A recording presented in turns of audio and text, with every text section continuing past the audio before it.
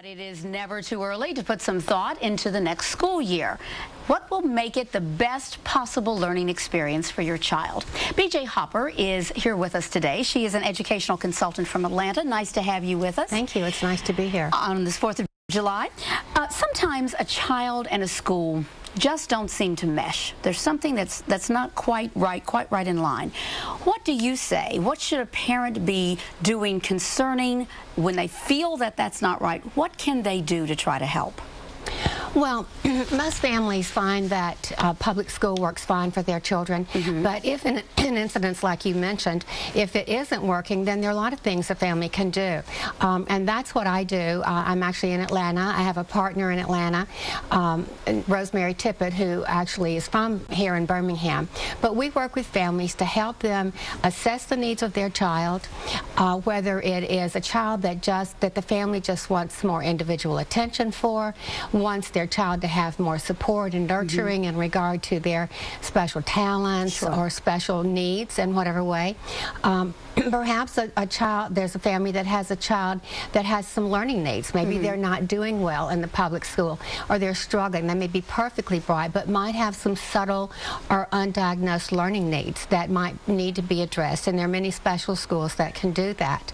And then we have, and we see quite a bit of this, families who have children who have who have behavior problems, behavioral, emotional problems. We see children who begin to isolate. Often these are children who have had subtle, undiagnosed learning problems, and they feel bad about themselves. They feel that there's something wrong. They know that they just aren't quite in sync. And so sometimes those children will become depressed. They will feel isolated. They will feel disenfranchised in many ways, and they will gravitate toward negative peers. And we see quite a bit of that. And there's much help. If that is happening, that is definitely the time that the parent needs to intervene and find a way to get that child into another kind of learning environment. Am I correct? Absolutely. First, they should look at counseling, because we want to be sure that you've done everything you can.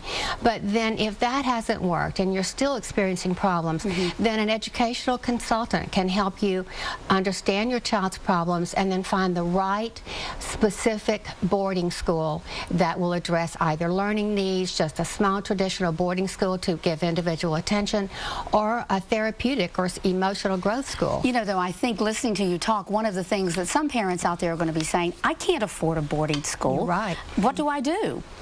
Well, there are, that is definitely more parents than not that cannot afford a boarding school. So if a family can have the luxury of just having their child in a regular, traditional boarding school, then absolutely. Sometimes we find families who are experiencing so much distress with their child that they feel that they cannot do otherwise. They feel that to not do something, they're going to lose their child. So it's a priority. And so it becomes a priority, and they often will take college funds thinking that at the rate they're going, they're not going to have college. Right.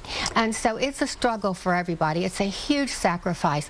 But in 25 years of doing this, I've never found anybody who said, I think it was a mistake, I shouldn't have done it. Well, BJ Hopper, thank you so much for your information this morning. And if this has you thinking about your child and your particular situation, you can find more information at www.bjhopper.com. And we encourage you to think about it now as opposed to waiting to when school begins. Right now.